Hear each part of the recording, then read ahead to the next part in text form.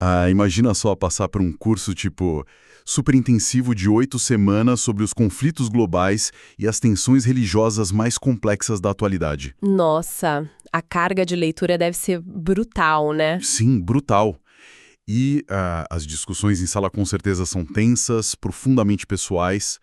Aí na última semana, a equipe de ensino avisa que não vai ter um exame final com instruções claras. Nenhuma prova padronizada para medir o que a pessoa memorizou, sabe? Exato. Hoje nós temos acesso aos documentos internos de encerramento de um programa exatamente assim, que se chama Religião, Conflito e Paz nas Relações Globais Contemporâneas. Que é um título bem denso por si só, né? Com certeza. Então, o nosso mergulho profundo de hoje vai, dissecar essas mensagens finais para entender a engenharia pedagógica por trás dessa decisão, que parece meio caótica à primeira vista. É que a estrutura de como a gente ensina e avalia a resolução de conflitos revela muito sobre como enxergamos a própria natureza humana, sabe? Uhum. O desafio que esses documentos expõem é colossal. Tipo, como uma instituição pega uma montanha de teoria abstrata sobre diplomacia e teologia e garante que os alunos transformem isso em ferramentas práticas para o mundo real. Sim. O fechamento de um curso diz muito mais sobre o propósito dele do que o próprio plano de ensino inicial. Sem dúvida. Mas, antes da gente avançar para as entrelinhas desse material, a gente precisa estabelecer uma premissa, que é inegociável para a nossa análise de hoje. Isso é super importante de deixar claro. Pois é.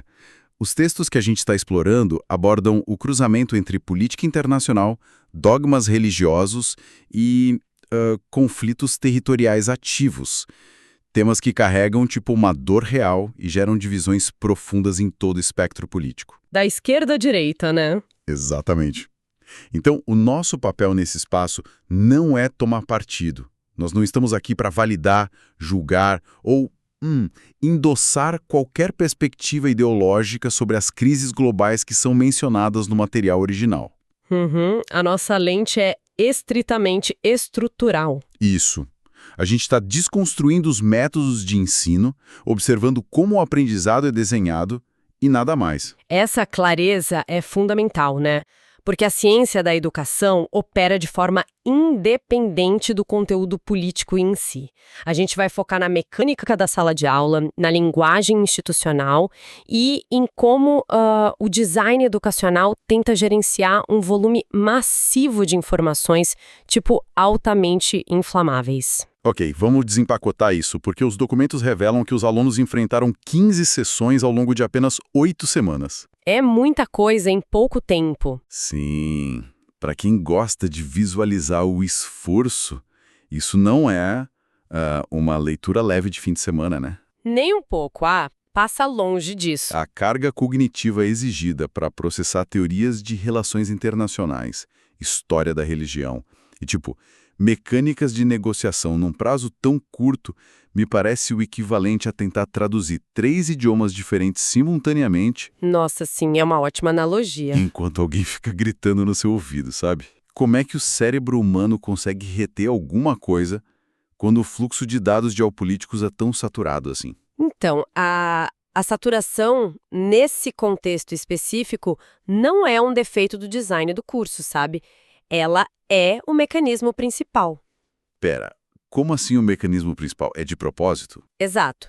Como um currículo impõe um ritmo tão acelerado sobre temas de alto peso emocional, o objetivo primário não é a retenção fotográfica de fatos. Tá, então eles não querem que o aluno decore datas e tratados. Não mesmo.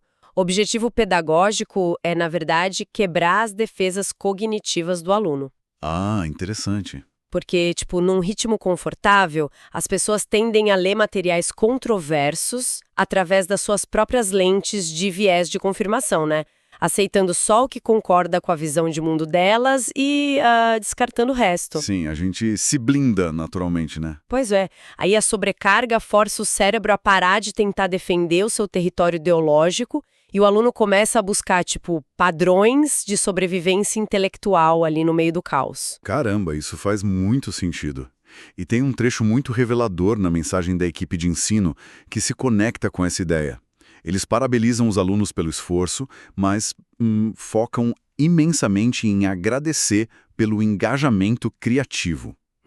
Essa frase é chave. Sim, e não necessariamente um engajamento só com os textos, mas especificamente com os colegas. Eles usam frases super calorosas sobre a jornada que o grupo fez em conjunto. E aí eu deixo uma pergunta genuína sobre isso. Por que eu foco tão forte nos colegas?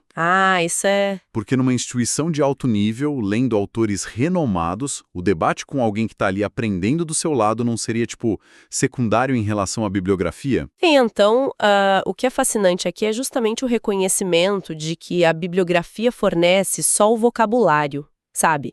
Enquanto o atrito com os colegas é o que fornece a verdadeira compreensão. O atrito.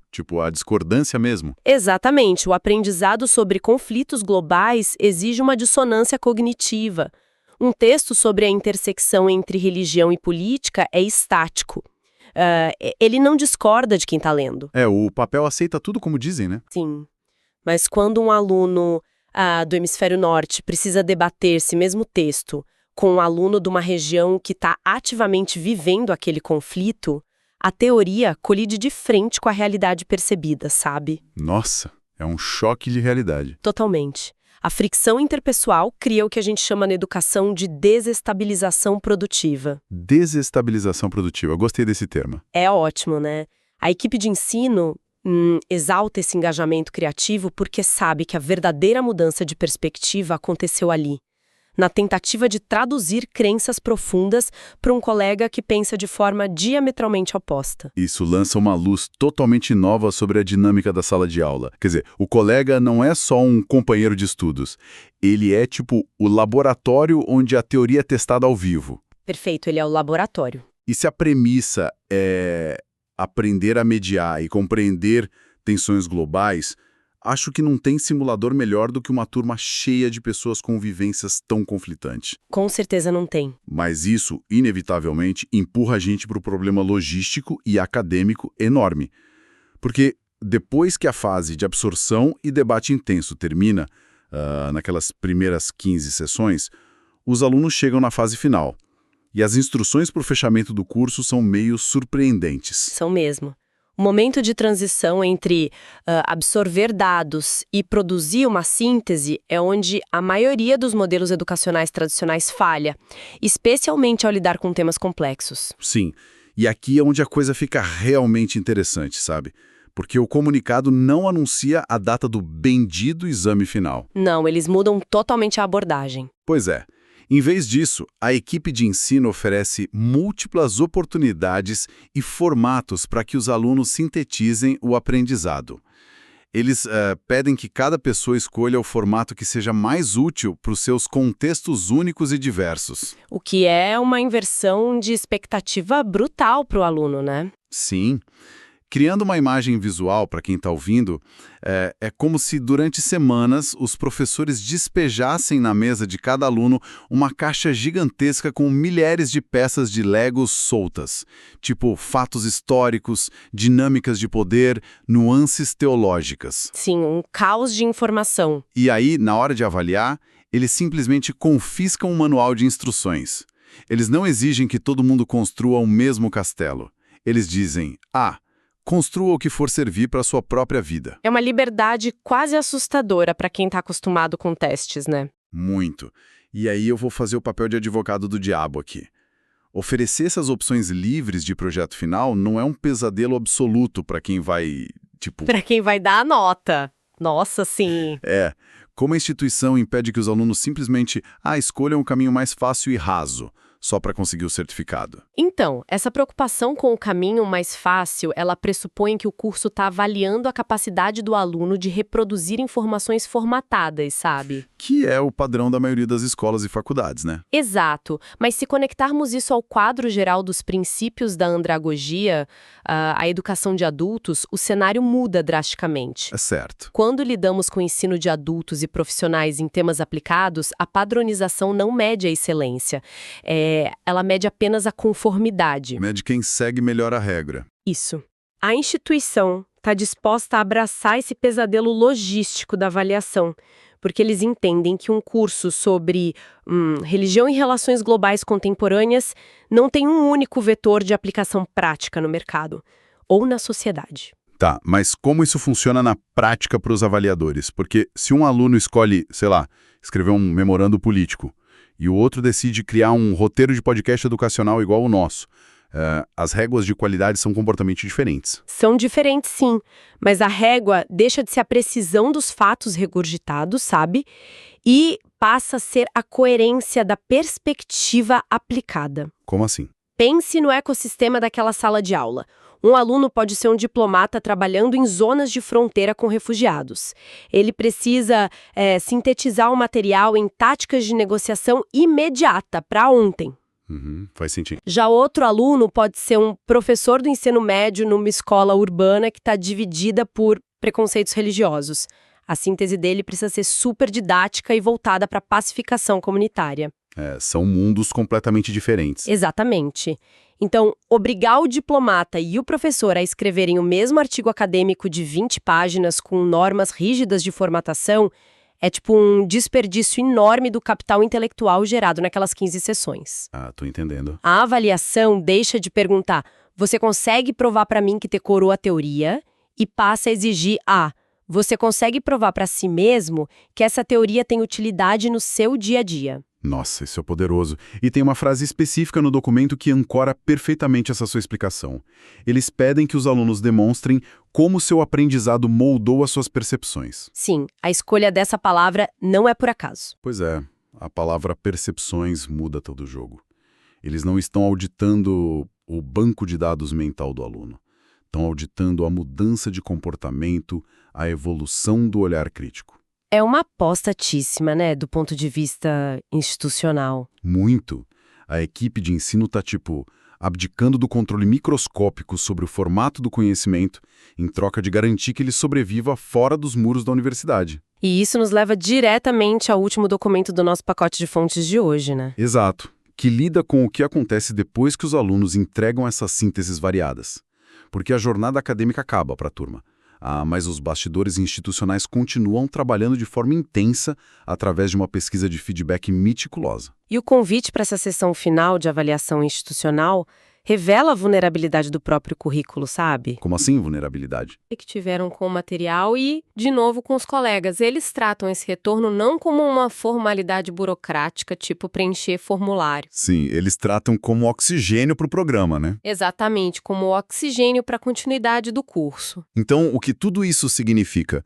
Pensando com a lógica de desenvolvimento de produtos no mundo da tecnologia, esse pedido soa idêntico a um processo de iteração de software. Nossa, sim, um beta testing praticamente. A equipe rodou a versão 1.0 do sistema, chamado Religião e Conflitos. Eles colocaram os usuários lá dentro para estressar a plataforma, mas para criar a versão 2.0, eles dependem absolutamente dos relatórios de bugs de quem acabou de usar. Eles precisam saber o que quebrou, né? Isso. Precisam saber qual teoria travou na prática, qual debate gerou erros de comunicação e quais soluções inesperadas os grupos encontraram ao tentar dialogar. A mensagem diz abertamente que essas respostas vão ser usadas para o fortalecimento do curso em interações futuras e para o design de novos currículos. É um ciclo de vida contínuo. E isso me traz uma suspeita enorme sobre o verdadeiro propósito desse curso. Se eles pedem tanto feedback sobre a interação humana, a dinâmica interpessoal dos alunos durante os debates sensíveis, não seria o verdadeiro experimento sociológico ali? Olha, isso é brilhante. Porque, o currículo em si seria apenas a faísca, né? E o comportamento dos alunos seria a real área de estudo da instituição. Faz sentido isso? Isso levanta uma questão importante e muito afiada sobre a natureza do conhecimento em tempo real. A geopolítica e as religiões globais são componentes de um ecossistema super fluido, sabe? O mundo não para. Exato. Fronteiras mudam, tratados são rompidos, novas lideranças emergem da noite para o dia. Nenhum plano de ensino sobre contemporaneidade sobrevive ao contato com a realidade por mais de alguns semestres. Fica datado muito rápido. Muito rápido. Então, a sua intuição está super correta. O currículo fixo é só a infraestrutura inicial.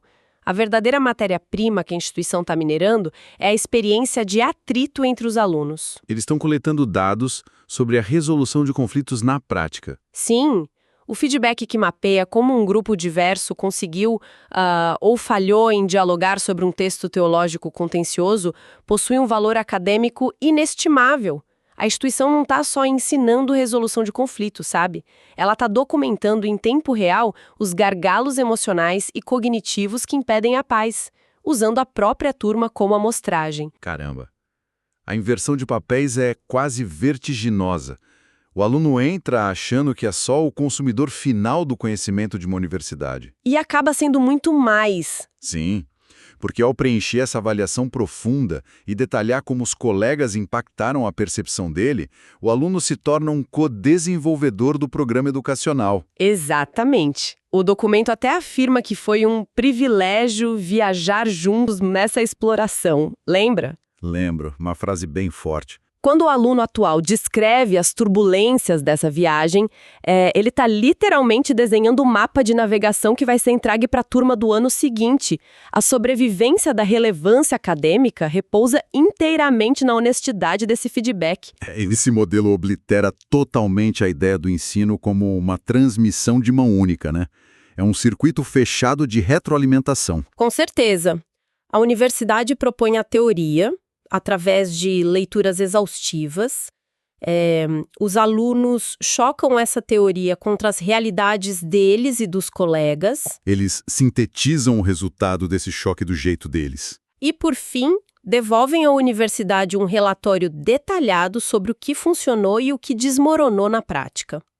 Cada iteração do curso fica inerentemente mais afiada e atrelada às demandas genuínas da sociedade, simplesmente porque foi polida pela fricção intelectual dos alunos anteriores. Nossa, olhar para o esqueleto de um curso denso assim, através de mensagens administrativas, realmente transforma o que a gente considera ser uma educação de excelência. A gente começou essa análise tentando entender o fim da jornada. E o que encontramos foi um motor contínuo de adaptação. Uma máquina viva de aprendizado, né? Exato. Passar por 15 sessões esmagadoras exige suportar uma carga cognitiva absurda e aceitar o desconforto da dissonância entre os colegas. E o fechamento não exige a montagem de um quebra-cabeça com gabarito, mas sim a arquitetura de algo útil, usando os blocos de conceitos para resolver problemas do contexto de cada um. É o aprendizado voltado para a vida real. Pois é. E a avaliação institucional não é só um adeus. É a coleta de dados que permite que a máquina continue evoluindo. É fascinante ver a mecânica por trás das cortinas de uma sala de aula de alto nível. Sabe, a arquitetura pedagógica que a gente acabou de dissecar revela um respeito profundo pela complexidade do mundo. Não tem respostas fáceis sendo oferecidas ali, apenas processos mais rigorosos de investigação. Sim, não tem atalho. Não tem.